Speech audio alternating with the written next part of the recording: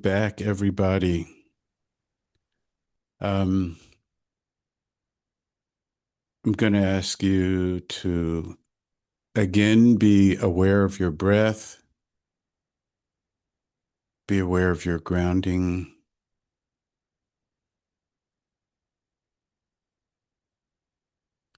Take a deep inhale, and when you exhale, let go, release your body, release any tension.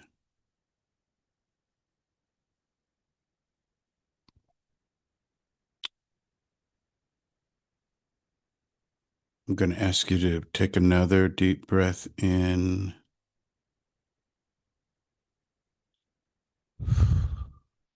And again, release slowly.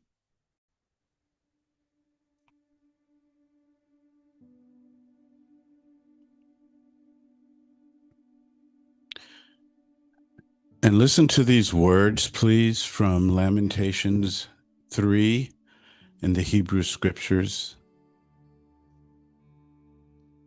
Yet this I call to mind, and therefore I have hope. The steadfast love of the Lord never ceases. Your mercies never come to an end. They are new every morning. And I urge you now to silently say to yourself, within yourself, just echo these words: your mercies never come to an end. They are new every morning. It's not wishful thinking. It's survival talk. It's the kind of hope that only makes sense when you've seen too much. It's faith that coexists with protest. It's the blues. People are tired. Day laborers are tired. Parents are tired. Professionals are tired. Children are tired. Caregivers are tired. It's the blues. In his book, The Spirituals and the Blues, theologian James Cone describes how spirituals and blues hold a theology of survival, of hope, that's born out of Black suffering in America. The blues, born from the deep sorrow of Black people in the post-Reconstruction South, was never just about sadness. It was about telling the truth when the truth was too much to bear in polite society. It was testimony in a hostile world. For some, the truth is too much to bear. For others, life is too much to bear.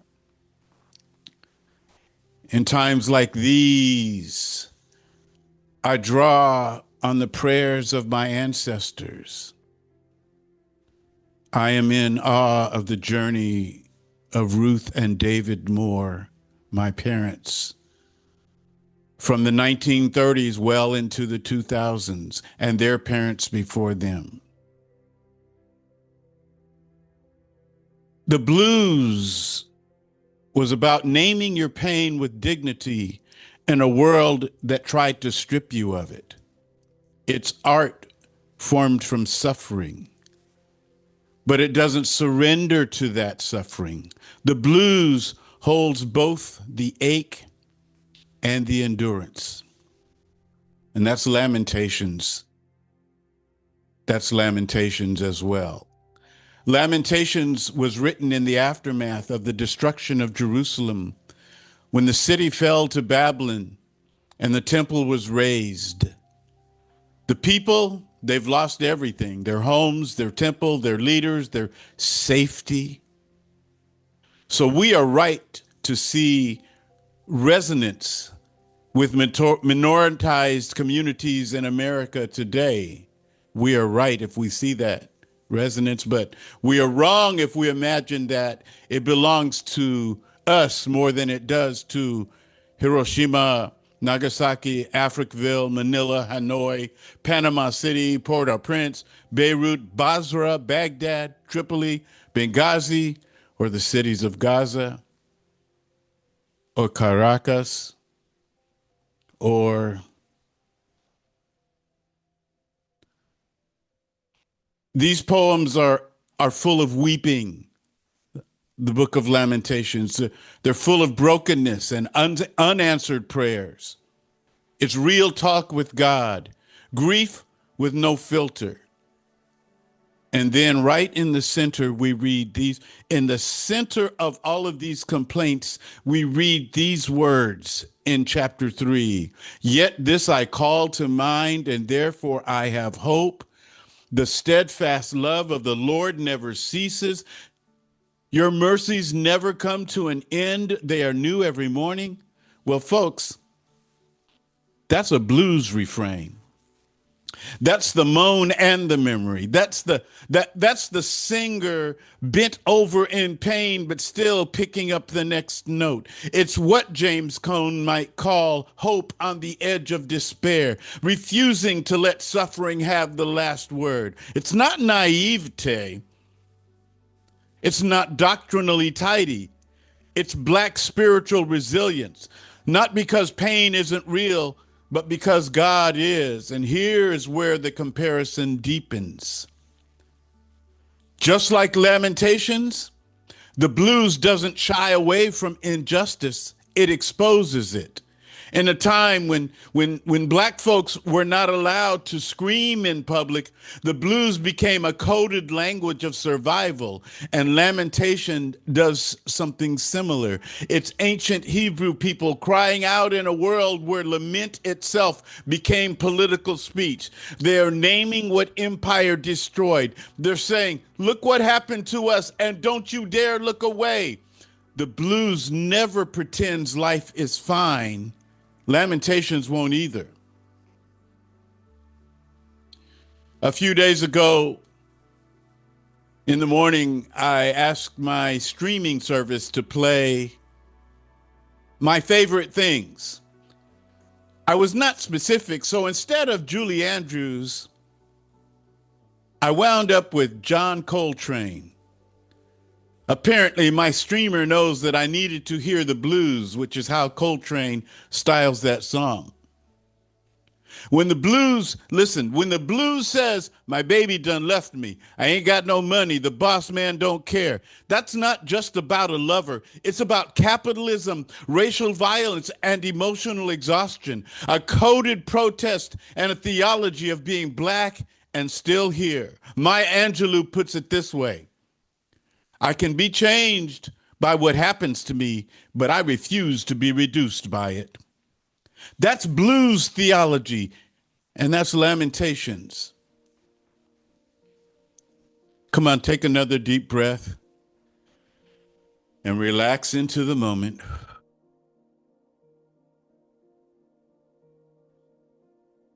The steadfast love of the Lord never ceases.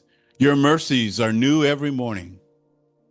This line sits in the middle of a book full of fears and tears, pain and complaint. Even the title, hear this, even the title Lamentations actually comes from a Hebrew word that sounds like a cry, a raw how or ah, that some scholars, Hebrew scholars, say is closer to an expletive than a polite prayer. Sometimes a scream, an expletive, is the only prayer we can manage. Just ask Nina Simone. Have you ever wondered if external societal control of our language is a form of crowd control, colonization? Because if you can't express your grief, if you can't name your grief, you can't resist it.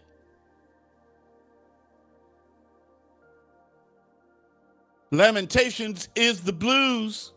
Safe to say that this is poetry that many of us might write today, and we might use some expletives. But this part, the steadfast love of the Lord never ceases. Your mercies are new every morning. This part, it's like sunrise at midnight. Now, none of us has ever seen the sun in the middle of the night. It wouldn't make sense. And yet that is how these verses appear, like light breaking into a place where light does not belong. In its context of constant complaint, in the midst of the destruction of both infrastructure and social order, this statement defies reality. One might argue that it's outright wrong. But it's not wrong. It's not cheap optimism. It's the kind of hope that has walked through trouble. It's the kind of hope that has walked through grief. It's the kind of hope that has watched leaders lie, seen systems break people, heroes die, and it still dares to say, this morning, mercy met me. Right here. Mercy met me this morning, still breathing, still here. Carpe diem, they say, seize the day. But how do we seize the day when the days are this dark? We start with the morning. These days are dark. My days are dark. Your days are dark. We have learned that courage among leaders is too hard to find. The closer it seems that one gets to power, the more likely they are to catch moral rot. I'm reminded of Dr. King's words, we need leaders not in love with money, but in love with justice, not in love with publicity, but in love with humanity. The planet is tired. Neighborhoods are hurting. There are wars and rumors of wars. None of that disappears when I wake, when I open my eyes. The weight is still in the air, in the news, in the conversations we are having, people are having already before sunrise. And this is why I guard my mornings like sacred ground. Not because everyone should do mornings the way that I do, but because in this body, in this time, in this world, I need space where mercy gets the first word, not fear, not notifications, not somebody else's panic. I need mercy. Again, you make the choices that work for you. One choice that makes all the rest possible for me, it's simple. My phone sleeps downstairs.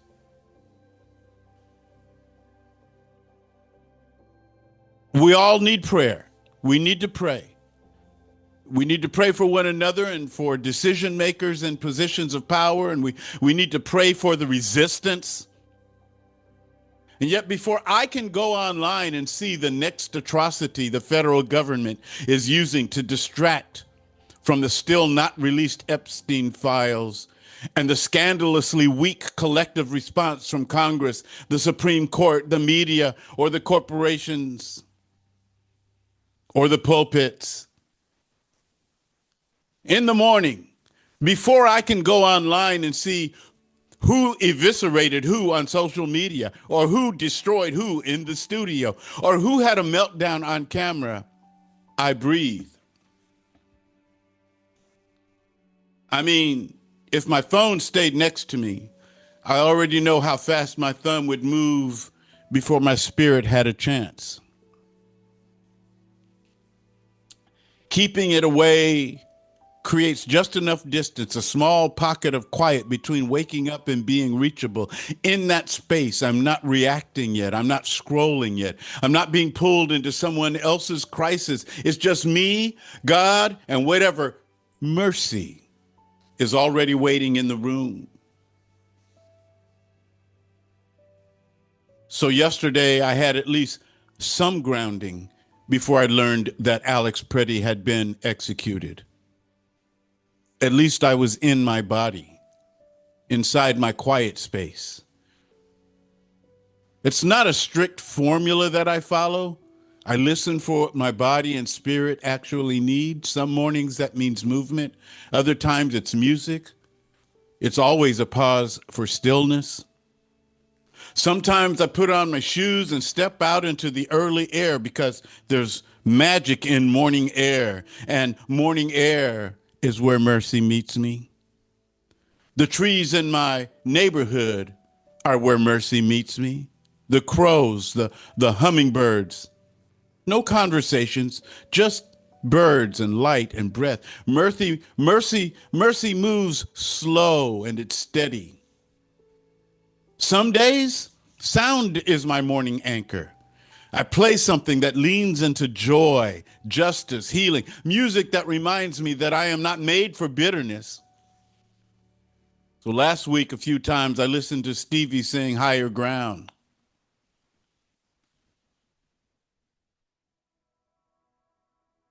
In the morning, Diane likes to open the blinds wide in our bedroom, and that reminds me that I also listen to the Fifth Dimension sing, Let the Sun Shine In. Every day I make time for stillness. I breathe. Sometimes I pray. Sometimes I just whisper, new every morning.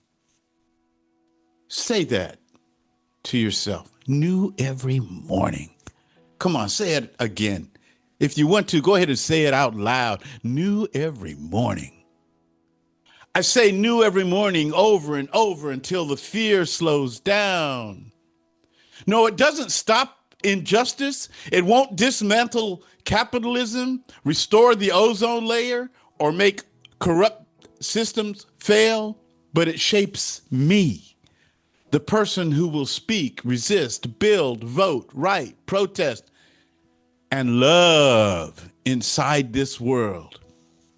Because hear me, I can't fight the system if I don't regulate my system. When I don't let my phone dictate my first emotion, when I taste stillness before the world shouts, when I meet mercy before I meet anyone else's demands, I'm less reactive, more rooted, harder to shake. I'm in my body. So whatever your mornings look like, if you keep your phone in another room, if you take a walk, hum a song, sit in silence, know this. Let the first voice over your day be not panic, but mercy. Because it's here. Because the love of God has not run out. And mercy, it showed up before your screen did. So say it to yourself again, new every morning.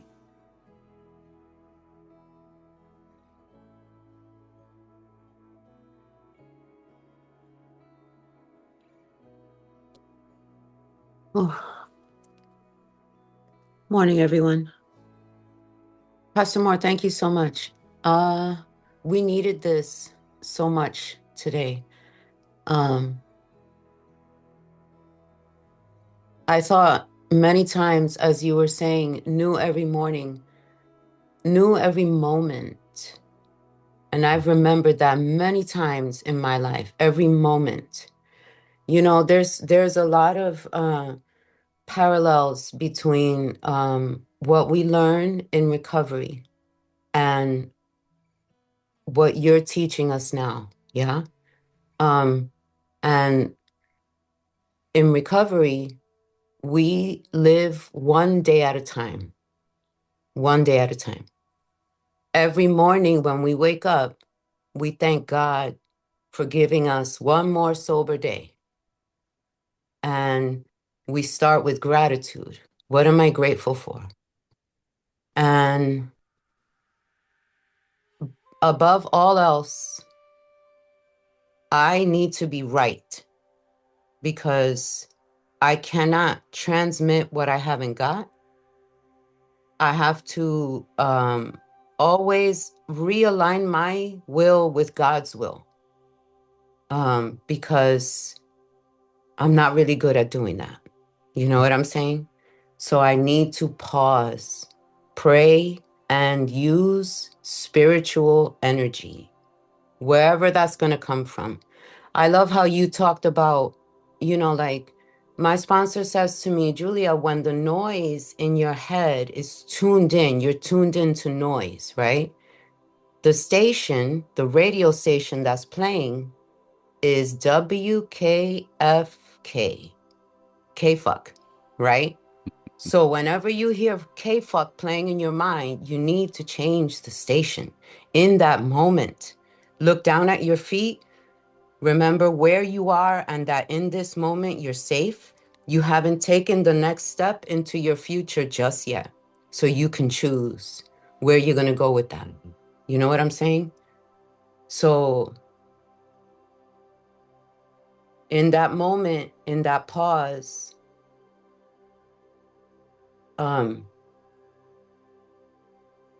there's times when I need to change the station, literally. And I will stop what I'm doing. Like you said, go outside, take a breath, turn the music on, and listen to Bobby McFerrin. Don't worry, be happy, okay? Or Three Little Birds, right?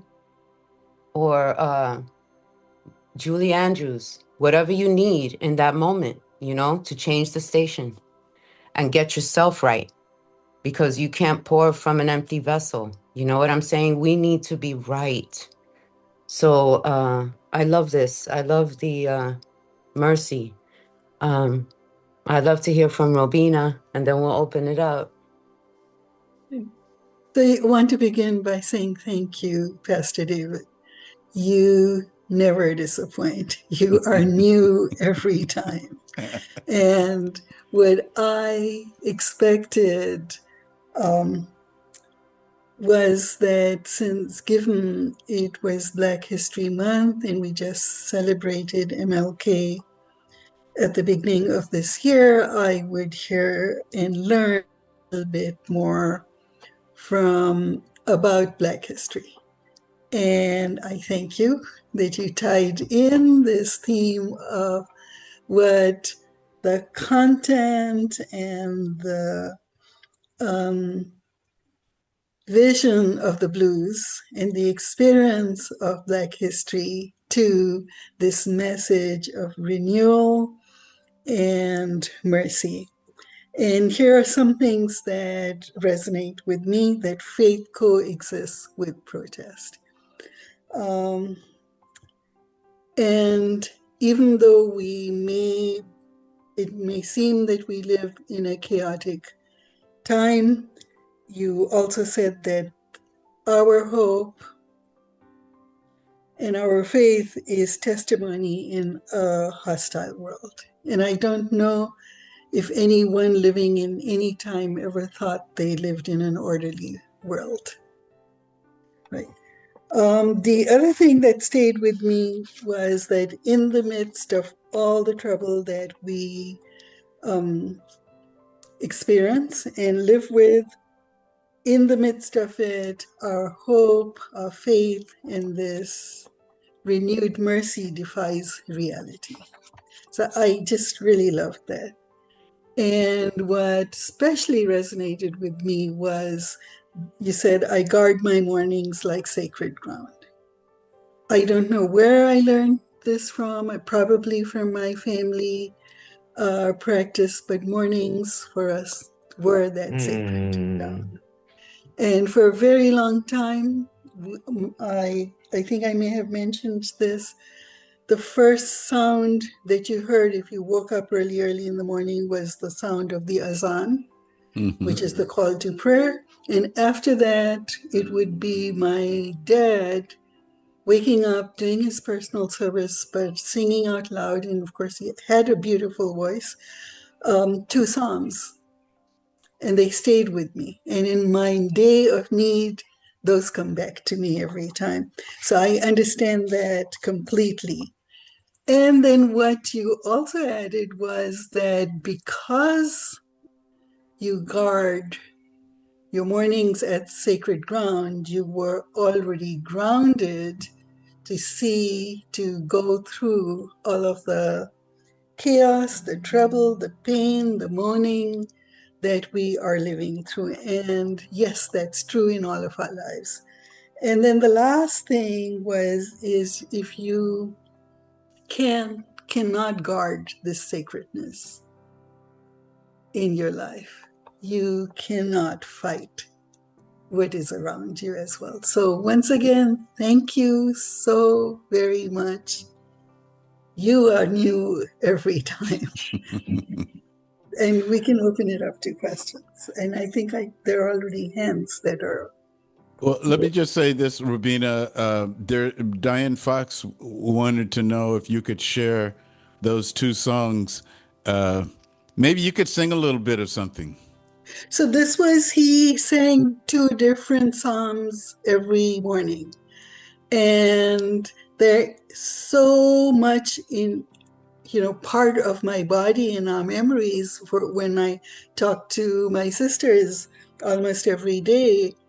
They're just part of us, our existence. And so I think I shared with you the one time it was Psalm 91 with someone from Pakistan singing it with the captions in English. You did. That was a while ago. So yes. Can you kind of jog our memory by singing it a little bit? I do not sing well, so I cannot carry a tune, but I'd like to hear from others. So maybe another time. Okay. All right, we have David, Dr. Dave. Thank you so much for that beautiful message. Talk about preaching to the choir. Oh my goodness. I love that phrase that you keep your mornings sacred. That's how I feel about my mornings. I get out of the house as early as I can. Lately, I've been trying to get out by 6:30 because there's a chorus of owls here that if I get out much after 6:30, I think they've gone to bed. But sometimes I get to see them as well.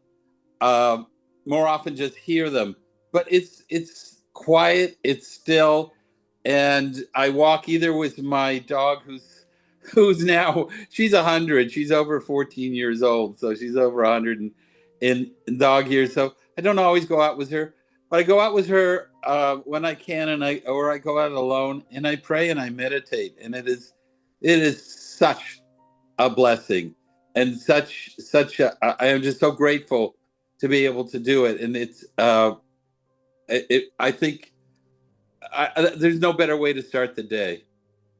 So amen. Amen. I would love to share something, along with what Julie was saying. I came in today very angry, super angry. And I've been angry. And this is somebody who's in recovery who actually knows that resentment is the number one offender. So I'm constantly working on it. I called my sponsor yesterday and said how pissed I was about everything. And he said, understandably. And then, well, what do I pray for? You know what I mean? He goes, pray for the 25th Amendment. Pray that God shows you what you can do to help. You know what I mean? And it's funny because I do start my day that way. I have to. So with all that madness, the first thing I do when I wake up is get on my phone, even though she's right next to me, and I text, good morning, beautiful. I love you so much. The next thing I do is I text my sponsor and I said, good morning, brother. And I give him 5 gratitudes.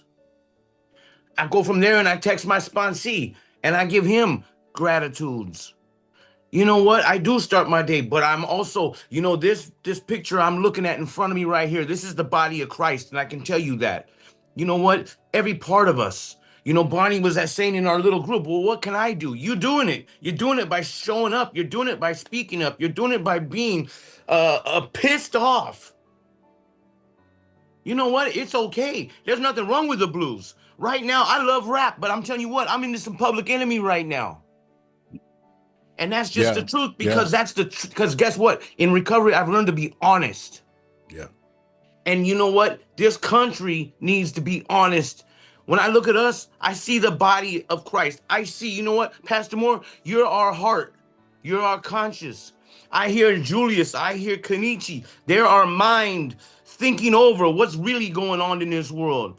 You know what? I see the people like, you know what, Caroline, going in 2-degree weather and going out there and having to put up with assholes who sit there and give the thumbs down and laugh at you. Guess what? We're not laughing at you. We're saying, thank God for you. This is what we need. We need to come together like this so we know that it's okay to be pissed off. But you know what? We're better than that. It doesn't mean, hey, look, you know what part I am? I'm the fist. I'm the hand of God. And sometimes I feel like making a fist and going, you know what? Check this out. And it's okay because it's honest. We deserve better than this. Caroline.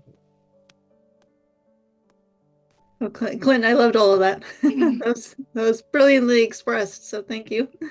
And I want to say, Dr. Dave, you and your owls, like I have, it's very, very snowy here, and I have bluebirds and cardinals out in the tree because I feed them all, and I get the same joy out of them that you get out of your owls. But I was actually just thinking, like, at the very beginning, David, you said the blues were about naming your pain with dignity in a world that tried to strip you of it. And I've just been thinking, like, how important we're learning it is to be the person who gets to tell the story. Like, just everything that's happening, and, you know, the way people are trying to, you know, get us to believe that a poet and a ICU nurse are somehow a domestic terrorist. Like, it's a little bit of what I took from Dave, from your sermon, is just the importance of having the words and having control of the words, and not being afraid of that. Like I went to this protest yesterday and I felt sort of paralyzed, like literally my voice box felt paralyzed, like I couldn't speak. And then suddenly I just shouted, like, you know, murdered by ICE, like, and, you know, people are literally like jeering us and mocking us and laughing at us. But you gotta, yeah, like you tell a kid, you gotta use your words. Mm-hmm. And you gotta claim ownership over the truth and tell the story of what happened. And so that's what I heard in the very beginning, and of course the whole talk was beautiful. So anyway, thank you, Caroline. Thank you. I always think that it's the people who are afraid and do it anyway. Those are the most courageous, you know, among us.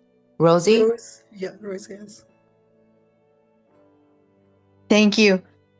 You know, the whole reality of what empire is trying to convince everyone about semantically is so important relating to words. If we go back and think just like the etymology of words and how it is that they have been controlling the masses by discouraging us from knowing, understanding the root meanings of the language being utilized, so that people are convincing themselves that, well, they must be right. Empire must be right by how they are stating what they're stating. And, you know, like, it's being utilized as a weapon against the masses. And I'm with you, Clint, because, you know, I can talk my talk like when I'm pissed. Mm-hmm. You know, and I do. And yet at the same time, I understand that it's also a psychological war in our minds that is intentionally, you know, we're bombarded with, because although there are masses, and I include myself in the us, that understand and see the truth of what empire is doing, there are still so many, too many, who are fucking wanting to just stay blind and follow, you know, and believe, you know, that it's the illegal aliens. If it weren't for these immigrants, if it wasn't for these terrorists, what they're labeling, they're still, it's very dangerous, just very dangerous. Our group spoke really, really good. And Bob brought up a question or a statement of like, the state, you know, being shut down because of what's happening right now there, you know, and I made a comment saying it would be great for the economy because it would hurt, you know, drastically for everything to be shut down. But at the same time, it's like it would, I think, would be like a model for what they really want to do. They want to keep the masses afraid. And we need to keep speaking. We need to keep saying, fuck ICE. Fuck empire. Y'all get it. Mm-hmm. So, Julius. Mm-hmm. Clint, when Clint speaks, I just think of Peter. I think it was in the Garden of Gethsemane. I always have trouble with that. Where they're coming for Jesus, and before you know it, someone's ear's falling off. Peter's already got his sword ready. He's ready to go. You know what I'm saying? And so, Peter, Clint, I mean, I'm right there with you, man. I hear the passion, and it's that passion of standing up for what's right because it is right. And I'm channeling Pastor Moore and Rubina, kind of taking that breath right now. But like Rubina said, starting with the blues, how that's tapping into something there with African Americans and the struggle of living in this system. 400 years of psychological, physical warfare, where even if you think of saying something, that could be the end of your life. Forget about turning a vehicle to the right or trying to protect a woman. If you even think of speaking up, that's enough to get you killed. That is what Africans have been experiencing at the hands of colonialism, settler colonialism, for 400 years up till now. And we cannot forget our indigenous brothers and sisters all over the globe. We saw the Maori on display earlier. We opened this service. We cannot forget the Cherokee, right? The Chumash, the Navajo, the Inca, the Maya. All of these civilizations. What happened to Mr. Peretti, Nicole Good, is very, very familiar to indigenous and African peoples and all other oppressed and colonized people around the globe. This is nothing new. This is familiar. Not forget that this is happening to poor people. And I use that in a general sense. This is a class struggle of the 1% against the rest of us. And racism does work. racism does work in the real world in the sense of it has created this identity politics of whiteness that separates poor working class white folk from the rest of us so that the system can function. But there's a cost, not only to Black, brown, indigenous peoples, there's a cost to people that identified themselves as white. And we see that evidence in the death of Ms. Good and Mr. Freddie. There's a cost to all of us. And the question I have to my Euro-American brothers and sisters in Mississippi, Arkansas, Louisiana, Minnesota, Idaho, California, New York, those that were laughing at our sister Caroline. My question is, how many more Euro-American white people have to die before you join the rest of us and topple what's going on? If we look at the Civil War, it's sobering. Quite a few have to die. Mm-hmm. A lot of Confederate soldiers had to lose their dad, their brother, their cousin, their nephew, had to watch Sherman march through the South before they said, you know what, I'm done fighting for the billionaire planter class. And they started leaving the Confederate Army. That's part of the reason why the Confederacy fell. They just started leaving. They lost their working class frontline soldiers. But like Pastor has been telling us, Babylon has fallen, ladies and gentlemen.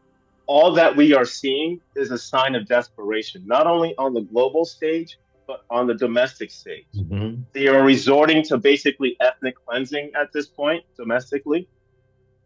They are resorting to open genocide in their foreign colony of Israel/Palestine. Mm-hmm. All of the pretenses that we've always heard about human rights, democracy, justice, equality, that's all gone by the wayside now. They're not even pretending. Now we're having what I've been warning about, that this is coming home. Now we're having the open Israelification of our domestic politics. Justification of unspeakable brutality on camera, justification by labeling as terrorists. That is classic how the genocide in Palestine is carried forward. Despite all the evidence we have of the live streaming of the genocide, you hide behind a label. We're trying to get the terrorists. This is coming home, but it's a sign of desperation. But we have to be clear-eyed and name our reality, right? We're not shying away from it. We understand it's going to be difficult, but there's light at the end of the tunnel. And centering ourselves, like the pastor said, we have to get ourselves right so we can get through the rest of the day. So I enjoyed the message. I enjoyed listening. Caroline, we are behind you.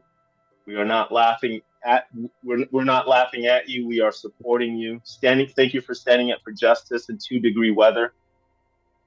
We all have to do our bit. And Bonnie, thank you for being you. Mm-hmm. Just showing up, you're doing your part. That's right. Okay? Thank you. Brigitta? Hmm? Thank you, Julius. Thank you, Julius. And thank you, everybody else, too. Such good words. Anyway, I have just so many ideas running through my head. And one of them is that, like Julius said, this is nothing new. This has been going on. And, you know, I'm sorry I didn't pay more attention in history. That was not my bag in high school and later. But I'm catching up right now. And I saw a special by, I think it was by Fareed Zakaria, about Make America Great Again. And I've just been, you know, besides myself, with all the stupidity that comes out of this administration around that topic. But apparently this is old stuff. This has been going on since the 1800s with the Republican Party. And it goes around and around and around. And yet here we are. You know, my parents are better off than they were when they were young. And they were in Holland. They were in World War II. So, you know, they know something of being suppressed and persecuted and living with hunger. And, you know, my parents came from very poor backgrounds. But, you know, they're better off today than they were. And yes, I think that we take on a lot of the sorrow of the world right now. I know I am. You know, it's almost overwhelming because we have such good communication now. We can hear what's going on in Gaza. We can hear what's going on in Ukraine. We can hear what's going on with our administration. When I was young, you didn't know this stuff. And the reason you didn't know it was because they couldn't communicate it. And with social media now, you can see how your house doesn't measure up to somebody else's house. And you can see how, you know, your garden, oh man, you know, somebody else is growing 20,000 pounds of this and you've only got like 4. And you know, I think that the media has become so efficient at telling us what's going on everywhere. And if you're a caring person, which this is such a caring group, every one of you is such a caring person, that, you know, you start to appropriate all these woes. woes. And the administration, I think, is taking advantage of that by throwing some ridiculous bullshit out every single day. And to the point that I hardly even remember the bullshit I was all upset about last month because there is so much new bullshit today. And, you know, it's almost overwhelming. And so and it's not almost, it's totally overwhelming. And that's why intentionally. Yes. And I think it's something that, like Pastor says, we really need to guard ourselves against this. And I brought this up a few months ago, that we also need to look at our elders and people who have experienced all of this before and how they came through it and what worked and what didn't work, but to realize that we do come through it. And, you know, tariffs, make America great again. We've been through this with the Great Depression. I didn't know that. I had no idea. If you can get to PBS and see Fareed's special on that, I think it would be a big eye opener to you. I was shocked, but at the end I was like, oh, we survived it. Yeah, that was the shit, but we survived it. And I just want to remind everybody that that there's a funding. They're trying to fund DAS. It did pass through Congress, through the House of Representatives, but it still needs to go through the Senate. And especially with the news that's been going on lately, please write in to your senators and tell them you're sick and tired of all of this. And I just wanted to also point out that this is a tactic that was used in Nazi Germany, is that you target a group, but everybody else becomes afraid. And I think it's important to point out that white people who supposedly are being benefited by everything, we're becoming afraid. We're becoming afraid to go protest things that is our right to protest. And we're becoming afraid to speak out against things that we think should be different. And this is a control method, not just on whoever the targeted group is. It's an assault on every single one of us, whether you're legal or not legal, whether you're white or not white. And I think we need to point out to our senators that this is not acceptable for anyone, including me. And then last but not least, you know, I look at our senators and I've started calling them impotent. And our Congress people too. There's some nice folks there, but let's face it, they're not doing jack. And I think we need to reimagine government. And Pastor Moore has brought this up a few times in the past in some of his sermons. And I think we need to start pressing for it as activists. And we need to start reimagining government. And I think one small thing, I got lots of big ideas and I'm always like, this will never work. But here's a small one that I think you can ask for, and maybe it would make a difference. I think it would make a huge difference, is start asking for things that come up for consideration to be single issues. Because one of the reasons that some of the Democrats voted for this DHS bill is because they were worried that FEMA would get unfunded. Somehow they linked FEMA with DHS and the Coast Guard.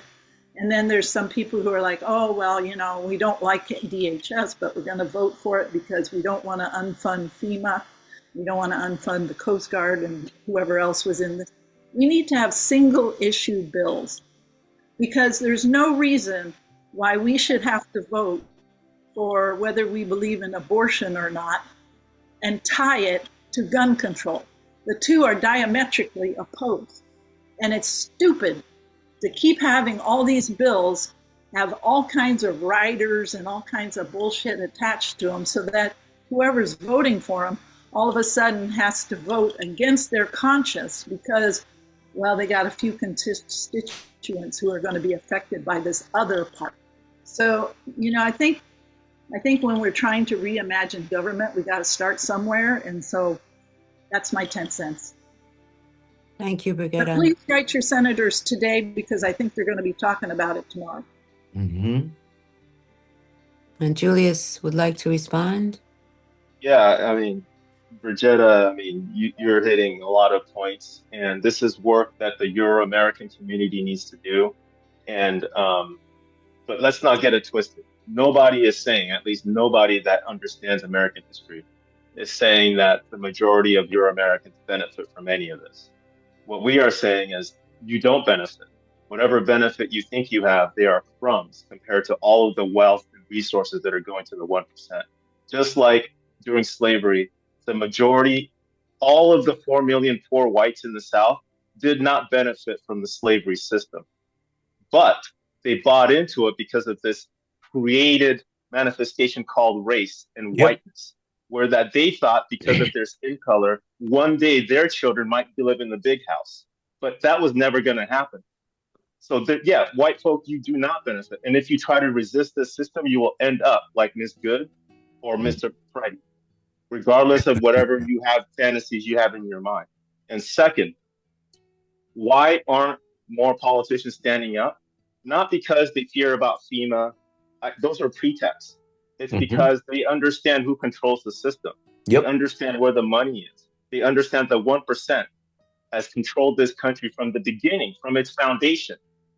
And we have to start telling the truth. We have to start looking at reality in the face and understand that this is class struggle. So I'm listening closely. I'm trying to hear my white left Marxist, Leninist, Trotskyist, Euro-American brothers and sisters who always shout identity politics when Black and brown people talk about their reality.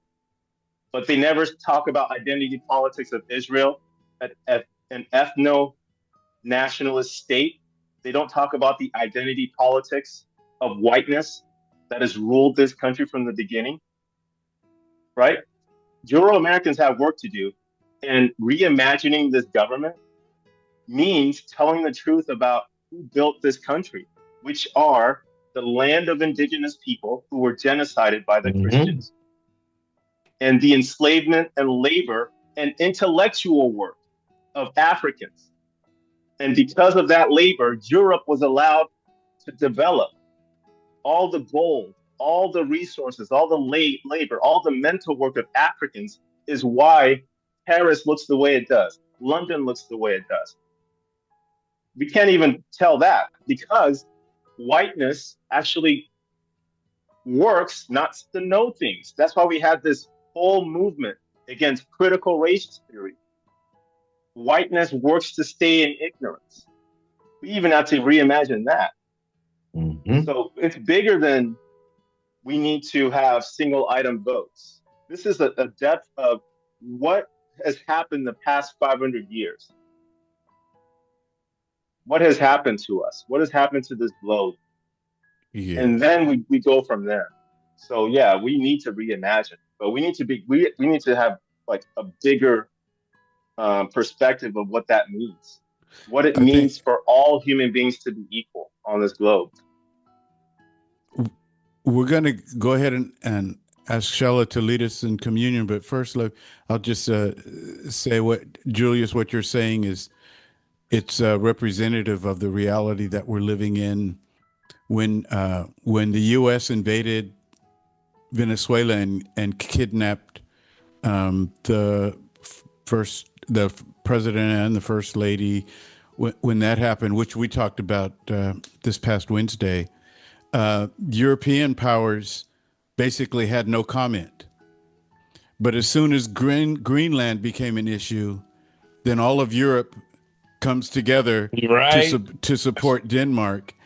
And they're silent. And when Mark Carney, the Prime Minister of Canada, speaks beautifully and eloquently, they're all behind it, but they don't listen to Francesca Albanese speaking for Palestinians. So even people doing good things are not necessarily doing the right thing. So,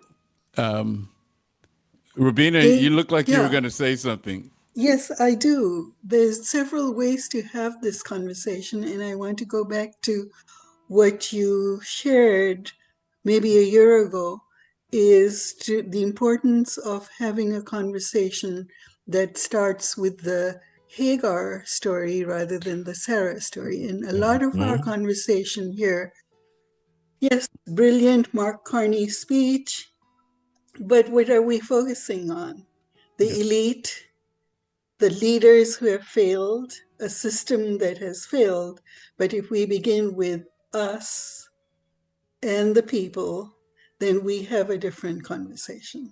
And so if we're going to tinker at the top with some legislation in a failed system, don't expect change. Don't expect to have your morning be sacred. Let's remember new every morning, right? Shella, I'll just say this about Shella. Her perspective on morning might be a little different because she works a lot at night. So I don't know what to say about that. Okay, well, I just wanted to say that new every morning. We need that new every morning because there's so much going on, and I think I'm going to make sure I kick my phone out to the living room, so so it stays in the living room because that has really it just overtakes us. Such good information has been shared. Such good information. So this morning, I started my morning with Dr. Caroline Leaf, who is a neurologist, and she takes neurology and the spirit, and she brings it together. And so I just wanted to read a small portion of what she said before we partake in the body and the blood that brings us together. So because we know that we are all made in the image of God, indeed, he is actually not far from each one of us. For in him we live, move, and exist. As also some of your own poets have put it, for we are his offspring. Consciousness upholds the universe. God's mind, or logos, the supreme consciousness, is the source of all existence. Since God is love, the whole world is wired for love and held together in love. And since God is always observing and always present, he is the ultimate reality. Through him, all things have their existence. If God is love, then love underpins the universe. Love is the reason we live and move and exist. When we act according to this loving design, we experience God in a personal and wonderful way. We get to know the Creator whose image we bear and reflect. We act accordingly to our nature, to our natural wired for love design. Sorry, I'll say that again. We act according to our natural wired for love design, the key component for a healthy lifestyle. So I definitely need that healthy lifestyle. There's too many in this world that have lost connection with their creator's design. And so for those, we just have to pray. And for us who are doing the best we know how to resist all of this, we need to make our connections new every morning. Just connect with them new every morning. So if you take whatever you have for the body and whatever drink you have for the blood, we take this. And we're so grateful. We're so grateful that we know who we are in God. We know that we are wired to love one another. So thankful for each person here who is designed to love, even in protest. We are wired for love. So we thank you. So take and eat.